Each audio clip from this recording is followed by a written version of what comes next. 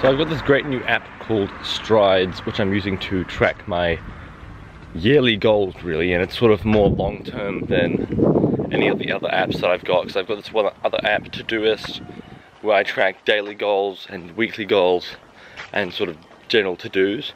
But I'm really liking this app, and one of the things I've put on there is bench press. So recently my bench press, well, for the last year or so really, my bench press has been stalled at 60. I'm having none of that, so I'm gonna bring it way up to 70 for 5x5 hopefully by the end of 2018, so January 1st 2019. Gonna test my bench. If it's 70, I've succeeded, and there's only one way I can get there, which is work.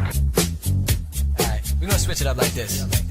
Now I'm off the hook, so none of y'all can debate it. Started making music cause I never really related to this bullshit that they spit, claiming that they made it similar to an 8 guard, cause I can't fade it. Use your logic, you can never evade it. I'm kinda like the young Sinatra mixed with Sammy Davis, JR. Already knowing they are two of the best to ever do it. Rhyming to improve it, take rap and move it in another direction. Spread like infection, better yet lights, cause I'm always on their mind. A breed of a different kind, guess I'm ahead of my time when it comes to the rhyme. You can catch me in the booth from dusk to the sun up. That Super Mario flow, I always get the one up. Yeah, we gun up, laser got it how we run up. Not really, but it sounded tight. Shut up. Fuck around, sting your bitch just to get the nut up. Really, what up with everybody looking for it? Honestly, like, if you're ever feeling small, just look at yourself in a car window.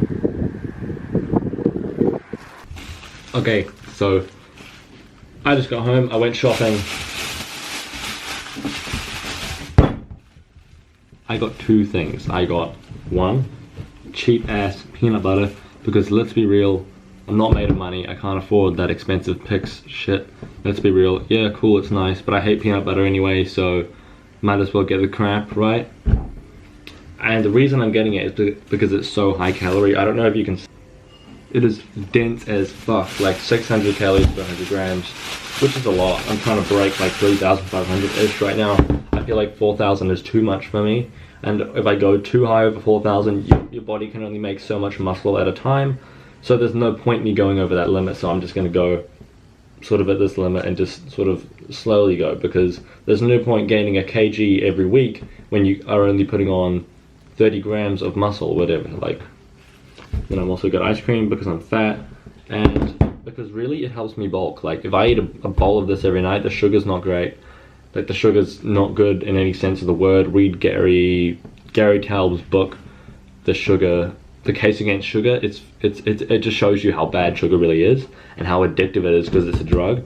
And that's why I don't like doing this, because I wish I could just eat clean food. And I know I can, but the amount of effort it takes for the amount of results that it, like the amount of effort it takes to eat like an extra 1,000 calories of rice, but compared to this or this, like I'm not gonna go to KFC and buy like that every day, but like the rest, everything else I'm eating is clean as fuck. It's like an omelet with vegetables, or it's like, I think generally the rule I follow is the 80-20 rule when it comes to nutrition. 80% of it is good clean food, 20% of it is trash, like yeah, and it is what it is.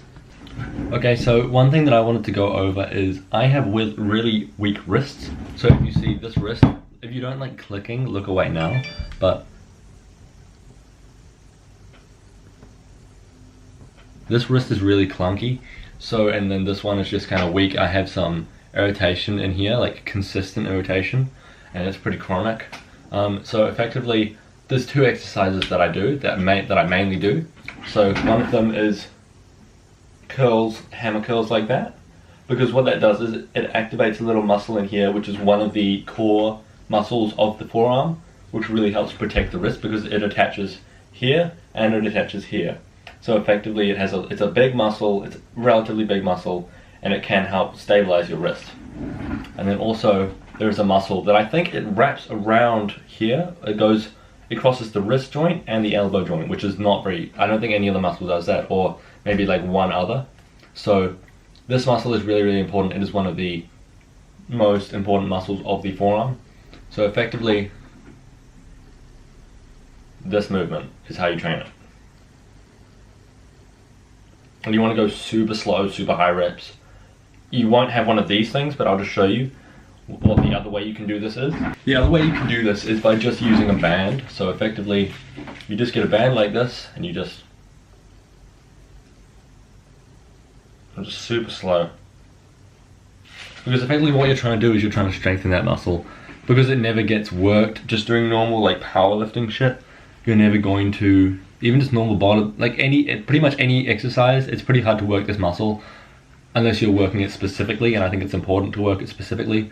And then effectively there is 2 more other wrist exercises that you should be doing. They're relatively simple, it's just this. Super slow, super lightweight. I do like 3 kg maximum. You just work up to 3 kg, super light, both ways. If there's any clicking, then you stop instantly. And then there's this. I'm kind of too low for this, but there's this.